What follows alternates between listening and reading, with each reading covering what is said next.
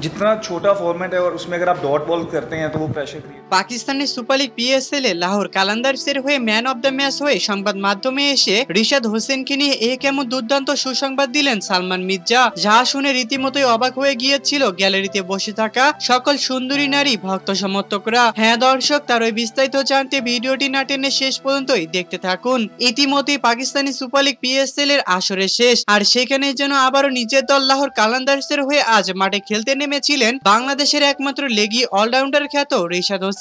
মাঠে খেলতে নেমেই যেন মাত্র 3 ওভার বোলিং করে 17টি রান খরচ করে গুরুত্বপূর্ণ 4টি উইকেট শিকার করে নিজের ম্যাচটাকে জিতিয়ে দিয়েছেন। তবে এত দুর্দান্ত পারফরমেন্স করার পরেও যেন ম্যান অব দ্য ম্যাচ দেওয়া হয়েছিল সালমান মির্জাকে। তাই তো সালমান মির্জা সংবাদ মাধ্যমে এসে এক সাংবাদিকের করা কঠিন প্রশ্নের জবাবে রিশাদ হোসেনকে উদ্দেশ্য করে বলেন, আজকে ম্যান অব দ্য ম্যাচ আমি নই, বরং বাংলাদেশ থেকে আসা রিশাদ ভাই। রিশাদ ভাই যদি আজকে এরকম দুর্দান্ত বোলিং এর তাণ্ডব না করতে পারতো তাহলে আমরা কোনোভাবে ম্যাচটা জয় পেতাম না। তাই তো আমি বলি আজকে ম্যান অব দ্য ম্যাচ আমাকে নয় বরঞ্চ রিশাদ ভাইকে দেওয়া হোক।